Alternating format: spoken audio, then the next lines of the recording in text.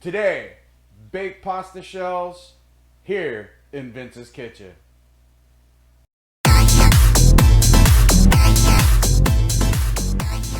Alright, so today we're piggybacking off the lasagna video. We're going to be using ricotta cheese, our bolognese sauce. We're going to mix that all up. We're going to stuff the pasta shells, and then we're going to bake them at 375 for about 50 minutes total.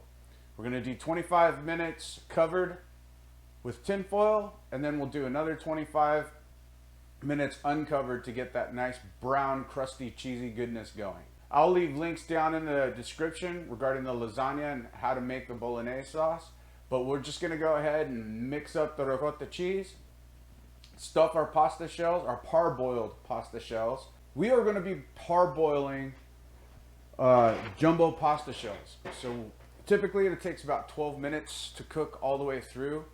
But we're going to parboil it because it's going to continue to cook in the oven for the next 50 minutes once we actually get it dialed in. So once we actually cook these, we'll cook them for about 6 minutes, get them about halfway boiled, and then we'll stuff them with the ricotta cheese. So once we get them stuffed with the ricotta cheese, we'll put them in the oven at 375 and bake them accordingly. And then the taste test. I don't have any particular association with this brand.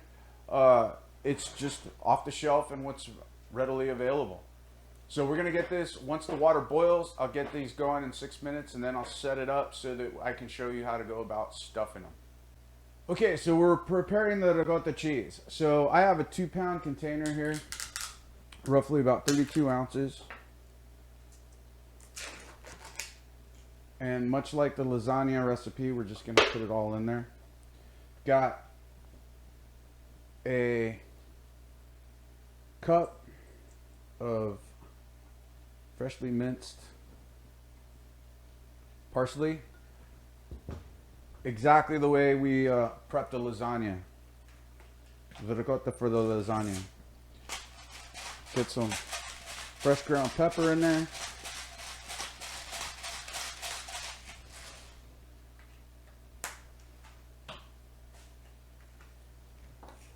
And like I said, you don't have to be too heavy-handed with the salt. Maybe about, I don't know, half a tablespoon, half a teaspoon of salt. You have to remember that we've salted the water for the pasta, and we definitely have enough seasonings and salt in the bolognese, so you don't really need to over salt everything. So speaking of the bolognese, we're gonna go ahead and we're gonna take ourselves a big heaping spoonful of our bolognese, and we're just going to go ahead and start folding the bolognese, the Italian parsley, and the ricotta cheese all together. I almost did it again. I almost forgot to add the Parmesan cheese into the fold, so I wanted to make sure I included that. And this is roughly about a cup of Parmesan cheese into the mix. And that'll take the ricotta to that next level. Our pot is almost to a boil. We're going to be parboiling the pasta shells at around 6 minutes. We're not going to cook them all the way through. We're going to strain them, and then we'll allow them to cool for a minute, and then we'll begin the piping process using a Ziploc bag. All right, 6 minutes has gone up on the clock. We're going to go ahead and clear that timer. We're going to go ahead and strain the pasta now, and then we're going to run some cool water over it just so that it's, number one, it'll stop the cooking process, which is what we need because we don't want the pasta to continue to cook. Otherwise, then we'll get soggy pasta. I'm looking for kind of a medium cook, like almost al dente, with a nice texture so that it holds the form. So roughly about 6 minutes, like I said, boiling. And then we'll go ahead and strain the pasta, which I'm going to do right now. Being very careful not to break the pasta shells as I'm pouring them in here. And then I'm going to run some cool water over them, just to stop that cooking process. Right? Ooh, we got some stragglers. Right on. There we go. All right. So we got all our pasta shells in there. So while I'm waiting for the pasta shells to cool off, I'm going to have myself a glass of wine. Highly unlikely. It'll probably end up being more like a bottle of wine. Anyways, while that's cooling off, I'm going to go ahead and get the ricotta ready so that it can be piped into the pasta.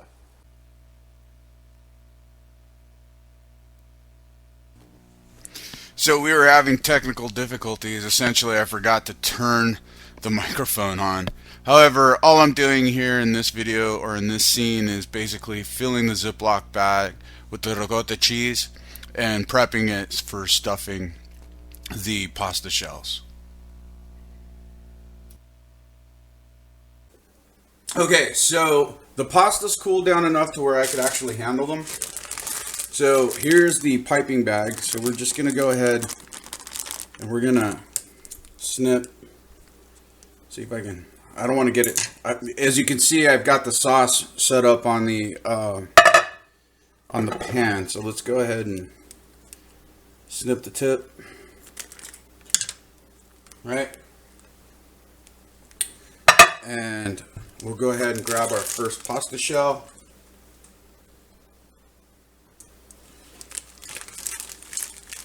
And we'll go ahead and just pipe that in just like that and lay it into our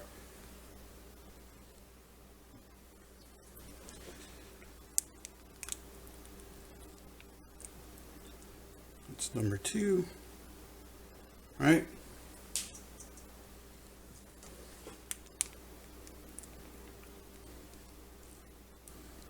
Number 3, and so on and so forth. Now I've got a pound of these things that I got to go through.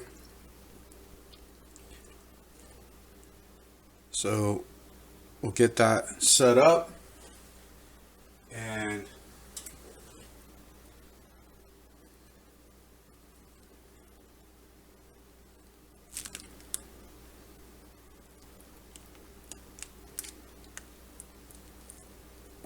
I'll go through all of these and then we'll be back and then we'll show you how to top those off.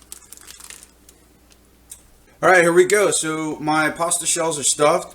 Had a little mishap there where my pipe just dripped into there. Don't worry, it's still going to taste amazing. So at this point in time, what I'm doing is I'm going to go ahead and put a nice layer of the bolognese over the top, right? Sauce, and more sauce. And then cheese, and more cheese, right? So you got to remember not to drown it because the pasta shells are what's going to be showcased. So then the lasagna recipe, what I did is I just mountain of cheese, right? For the pasta shells, because they're going to be served individually, we're just going to sprinkle a little bit of mozzarella over the top because that's the showcase is the pasta shells. So we'll go ahead, get these covered up. The oven is already preheated for 375. I'm going to put them in for about 25 minutes covered with tin foil, and then in the oven they go. So we've covered our pasta shells with tin foil. We're going to let them cook at 375 for 25 minutes with the tinfoil cover on. Then we'll pull those out, and then we'll go ahead and cook them for another 25 minutes without the tinfoil cover. While it's cooking for the next 50 minutes, I'll be drinking. Hopefully you got your bottle, because I got mine. All right, first 25 minutes with the tin foil on is done. So I'm gonna go ahead and reset the timer. And let's go ahead and pull the pasta out. All right, so we went ahead and pulled the pasta out. Let's go ahead and pull the tin foil off. Oh boy, that's looking amazing. All right, so we're gonna put these back in, and you can see that the pasta is actually starting to whiten up and continue to cook.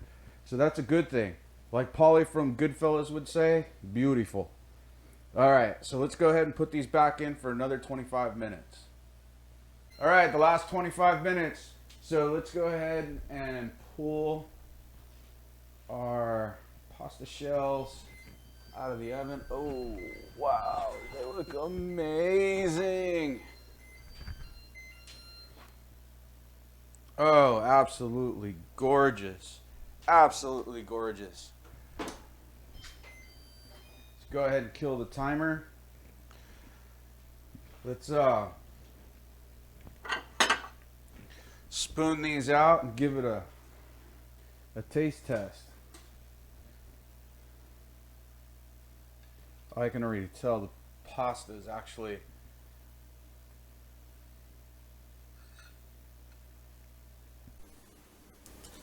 so these are absolutely gorgeous.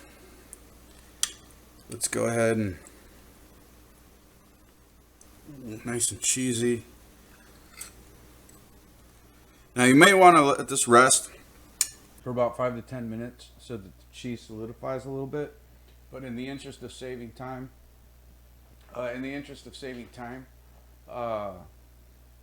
let's just go ahead and give it a taste test. I can already tell the pasta is cooked perfectly.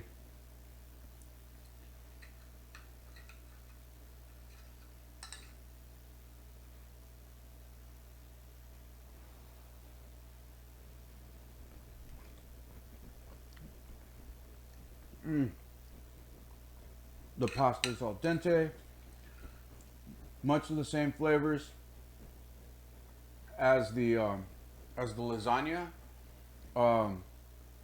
However, this is a treat. This is a huge treat. I think I mentioned in the lasagna video that my nonna used to make this for me when I was growing up.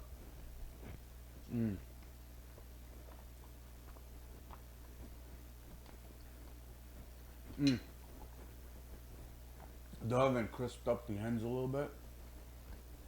Oh, just absolutely amazing. So every time I make this dish, I think of Nonna Angelina. Anyways,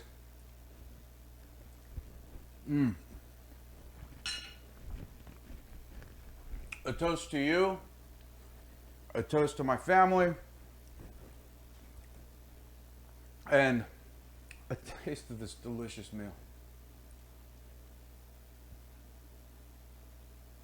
Hope you all got something out of today's video. Don't forget to like, subscribe, hit the notification bell. Definitely leave your comments down below.